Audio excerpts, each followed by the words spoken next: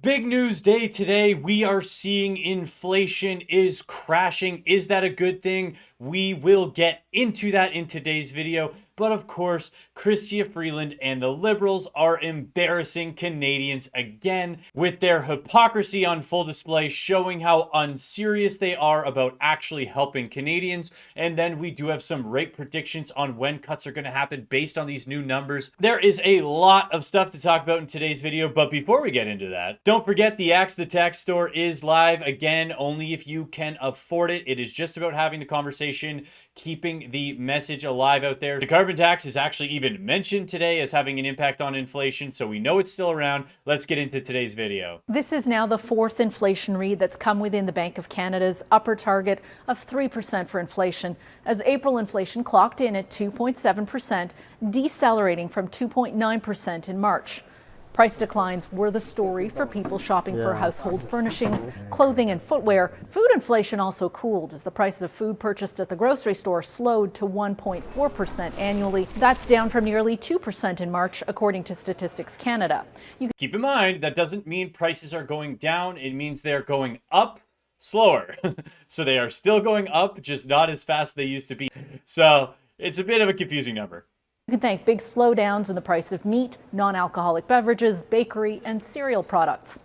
The trend is certainly the friend of Canadians who are looking for some rate relief on the horizon.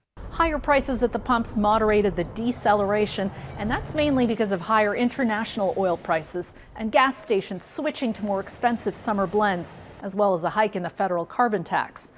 Well, somebody mentioned it, hike in the carbon tax, which we know it's part of it. Of course, fuel prices are always fluctuating, but when we know 35 cents of that $1.65 shown there is carbon tax, it's an issue. And again, since fuel in particular was actually one of the issues bringing up inflation, that means it's slower for us to cut rates, which means the housing inflation gets worse. So you can actually, in theory, blame carbon tax for not only food inflation, fuel inflation, and then slowing inflation overall. Shelter costs jumped too.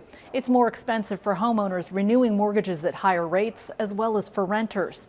In fact, rental prices shot up more than 16% in Alberta. That is double the national average and the result of increased demand, sparking debate about the need to implement rent caps to limit how much landlords can boost prices. Younger Canadians in particular have moved from highly unaffordable provinces like Ontario and British Columbia to more affordable provinces like Alberta, and that's put upward pressure on demand for rental units. The Bank of Canada is paying close attention to so-called core measures of inflation, which strip out the most volatile elements like food, shelter, fuel.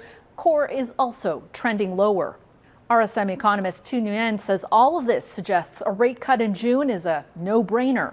The Chamber of Commerce's senior economist calls a June rate cut the main consideration. We'll have to wait and see what the Bank of Canada says. So I am a real estate agent in London, Ontario. Reach out to me in the link below. If you want to work with me or my team all the way across Canada, we can hand select somebody in your area.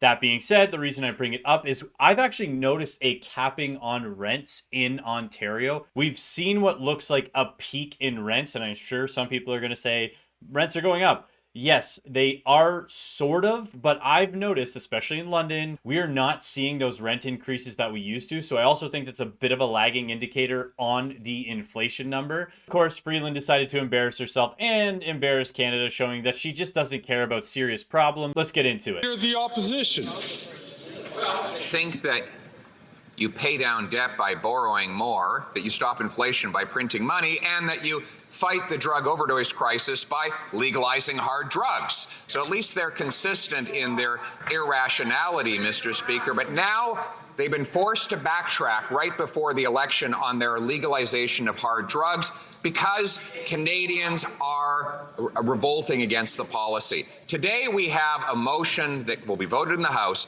to permanently ban hard drugs. Will this government vote for that motion, or will they admit that they plan to legalize drugs again after the next election?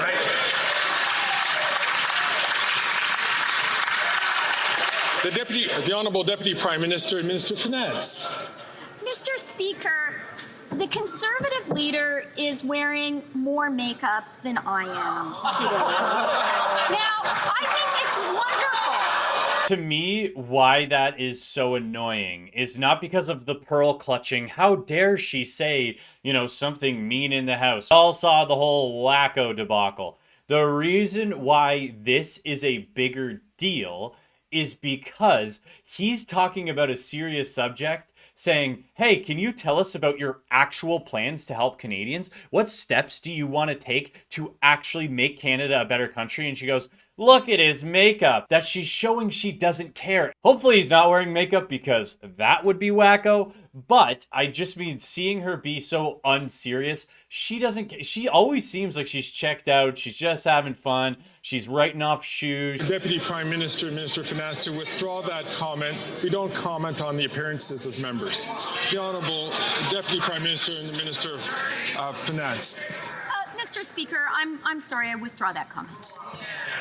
Obviously, Trudeau's going to step down after he gets smoked in the election.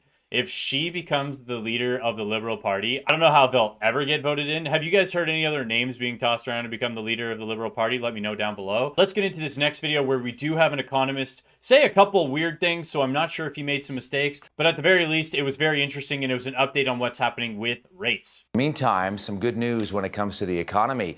Things seem to be heading in the right direction. For the fourth straight month, our country's inflation rate slowed down, hitting a three-year low in April, easing to 2.7%. That's according to Statistics Canada. That's a dip from 2.9 in March, driven by a drop in food prices, durable goods. Canada's inflation rate is now... And again, the reason food prices are falling is because Canadians are buying less food. We know that. We covered it in another video. Less products are being bought because people can't afford to buy as much, so stuff is naturally coming down, and supply lines are getting better, and we're naturally catching up. But the thing is, we keep increasing our immigration. It's skyrocketing. And we also have the carbon tax. If we were to eliminate the carbon tax and eliminate immigration and how much more purchasing that is, I honestly think we would potentially be entering a deflationary period when it comes to some of these food products. Now getting ever closer to that magic target from the Bank of Canada. Remember, that's 2%. And so we may well see now an interest rate cut coming up this summer, if not June, then possibly July. Pedro Antunes is back with us, Chief Economist at the Conference Board of Canada. Hey, Pedro, good to see you as always. It's good to see you. Thanks for having me. Significance of this, what do you think? Well, I mean, obviously the numbers didn't move too much. They went in the right direction. We saw core inflation coming down as well. So that's one thing that the Bank of Canada will be tracking very closely. So I think all signs here do point to a rate decline coming next. Whether it's June or July, I would say it's not really that material, but I'm thinking that we probably will see something in June. Maybe 25 basis points would probably be the most we'd see right there. But again, it's going to be a slow decline, and we're never going to see rates quite back to where they were pre-pandemic. So that's where I was a little confused. I don't know if he means during the pandemic versus pre-pandemic, because pre-pandemic, we had rates in the 3s and in the 4s. So, I mean, we're definitely going to see rates in the 3s again. Who knows when that's going to be? Literally, Canada would be on fire right now if we didn't have government spending and we didn't have all this immigration. Now, keep in mind, I'm not saying that's good. I'm actually saying that's horrible, and it's hiding the market crash that's kind of lurking behind the scenes for now, but it's a Band-Aid. It's actually making things worse. It's inflating this potential market crash bubble. It's a Band-Aid that just needs to be pulled. I think this is good news in the sense that it will take some pressure off of households, essentially. Yeah, talk to me about the forecast, if you can, as well, sort of in layman's terms. You were sort of outlining it a little bit there, Pedro, but about, June, July, what you think we're going to see. Well, I mean, we essentially have a rate cut in June, and then rate cuts continuing through the next, year or so. Very tentative, very slow declines in rates, waiting to, as the bank waits to get inflation completely down to that 2% target. We're within the band now, of course, because the bank really does target between 1% and 3%. But I think they're still concerned about a few things that are out there. Personally, I don't think we're going to see rate cuts in June. Of course, I have no idea. That's just a guess. I think they're going to wait a little bit longer. Don't forget the Axe the Tax store is open. The link is down below. I am a real estate agent in London, Ontario. Reach out to me in that link below. Thank you so much for watching. Do not forget to like and subscribe, and have a great rest of your day.